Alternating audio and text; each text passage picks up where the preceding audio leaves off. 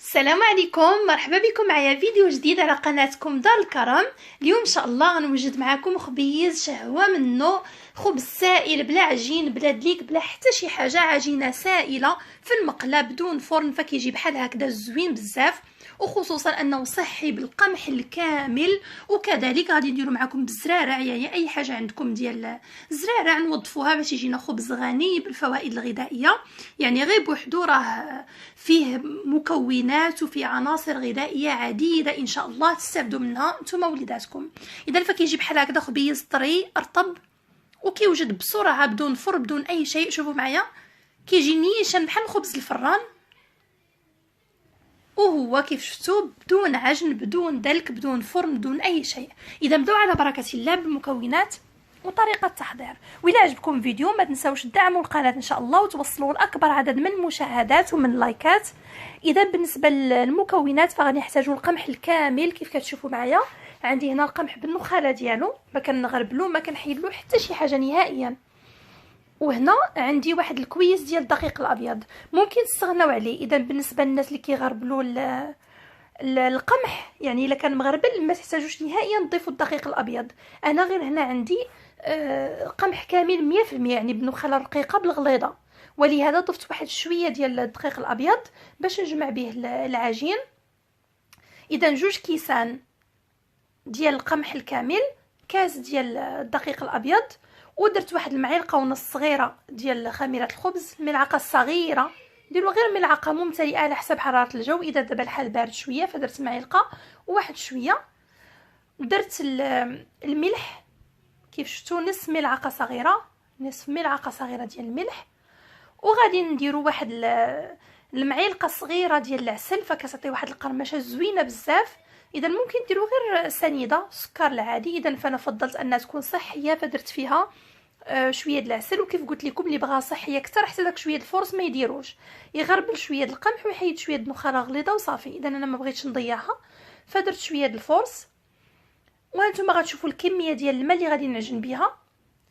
اذا بالنسبه للماء، الماء دافئ، ماء عادي بحال اللي كنعجنوا به دائما، ماء دافئ. فانا درت الكاس الاول، والكاس الثاني ما غاديش نديرو كامل، غادي ندير كاس لاروب. اذا 2 كيسان د لاروب ديال الماء مع 3 كيسان ديال الطحين. دائما اي نوع ديال الطحين درتو 3 كيسان طحين غديروا معاه كاس وكاس لاروب، يعني 2 كيسان لاروب ديال الماء.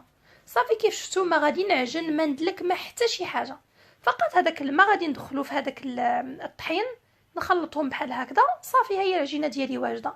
اذا هنا اي حاجه عندكم في الكوزينه ديال الزرارع ديال اي حاجه مفيده فممكن ديروها في هذا الخبيز هذا.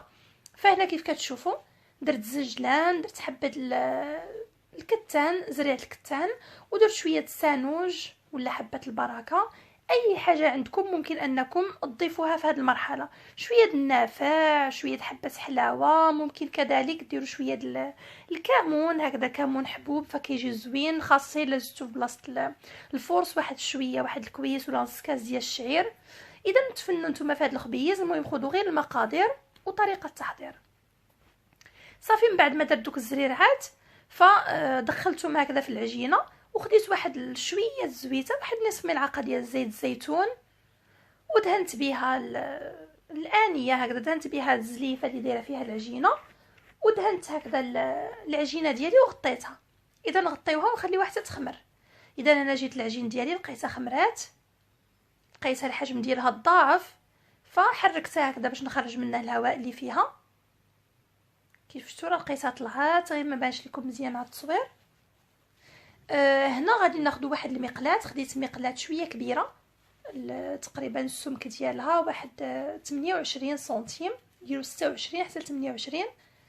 فدهنتها بشويه الزبده، من الافضل تكون زبده بلديه الا عندكم متوفره، ممكن ديروا اي نوع من انواع الزبده، غير هي كنقلبوا على الحاجه اللي تكون صحيه باش نستافدوا اكثر.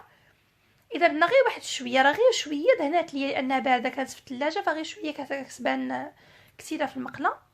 صافي وكناخذوا العجين السائل ديالنا وكنفرغوه بحال هكذا في المقله. كنحاول نقادو واحد شويه باش ياخذ الشكل ديال المقله، الشكل الدائري بحال هكذا. صافي وها هو الخبيز ديالنا واجد، فغادي نغطيو عليه باش يغطى كيف ما كانت. غطاو، الا ما عندكمش ممكن ديروا طبسيل. اذا هنا رشيت الفوق واحد شويه الزنجلان، ممكن ترشوا شويه النخاله، شويه الشعير، اللي بغيتو، اي شيء زين، ولا بلا ما ديروا حتى شي حاجه، تجي غير هكذا الشكل ديال الخبيز محمر بوحدو. يعني نتوما غتشوفوا الشكل ديال الجهه الاخرى، ما غادي ندهنها بحتى شي حاجه باش تشوفوا كيف كيجي الا ما دهنتوش. اذا خليتو هكذا واحد شويه، واحد 5 دقائق في المقله، غير واحد 5 دقائق هكذا مغطي عليه في المقله حتى زاد واحد شويه صافي. وشعلت البوطه كيف شفتوا، درت النار مهيله جدا وحطيتها مغطيه عليها حتى بعد تحمرات شويه من الجناب. فانا حيدتها، غادي نوريها لكم كيف ولات من الجهه الاخرى. اذا بان ليا واحد الجنيه تحمر فحيدتها. ممكن تعاودوا دهنوا المقله بشويه الزبده، وممكن لا، اللي بغيتو. اذا فغادي ناخذوا الخبيزه ديالنا، غادي نقلبوها للجهه الاخرى. ها انتم انا قلبتها، فكتشوفوا انها تحمرات مزيان، غير واحد الجنيب ما تحمرش ليا. فغادي نعاود نديرو. اذا من الافضل تبقاو تحركوا المقله باش تحمر كامله. انا حطيتها ومشيت نوجد نوجد حويجات اخرى في الكوزينه، فنسيتها حتى بانت لي تحمرات شويه من الجنب، يعني ما دورتها ما حتى شي حاجه. صافي ملي كندوروا على الجهه الاخرى ما كنحتاجوش اننا نغطيو بسرعه، كطيب في الاول ضروري من الغطاء، في الثاني سواء غطيتي ولا ما غطيتيش فكتكون طابت اصلا من الداخل. صافي كنعاودوا ندوروا على الجهه اللي ما طيباش مزيان حتى كطيب وكتخرج بهذا الشكل هذا.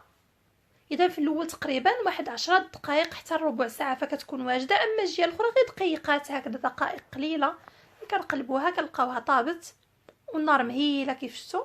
وهو الخبيز ديالنا شهوه منه، رطيب وزوين بزاف بزاف. شوفوا معايا الشكل ديالو كيف كيجي، فكيجي بدلوك مزيان من الداخل. شوف كيف كيبان رائع، وخاصه بدوك الزرارع وبداك النسمه هكذا ديال الزبده اللي دهنت بها وزيت الزيتون كيف شفتوا اللي قرصت به. فكيجي زوين بزاف هذا الخبز، خفيف ورطب ومقرمش من الفوق بهذيك الزبيده اللي دهنت بها. اذا فهذا احسن ما ممكن نوجدوا للفطور. اذا احسن الانسان ما يبقى هكذا يشري خبز زنقه الا ما مساليش ولا ما فيه ما يعجن. فكيف شفتوا غير تخلطوا في لحظه، ما باكي لا عجين لا والو، تخلطوا وتحطوا تمشي تقضي شغال كامله صافي وتحطوا هكذا في المقله. ها هو طيب الخبيز ديالنا. ممكن لا بغيتوا عدد كتر ديال الخبز ممكن تضاعفوا المقادير، عوض 3 الكيسان ديال الطحين ممكن ديروا 6، وتضاعفوا كميه الماء كذلك. ونقدم لكم ان شاء الله هذا الخبيز بالصحه والراحه. نتمنى يكون عجبكم.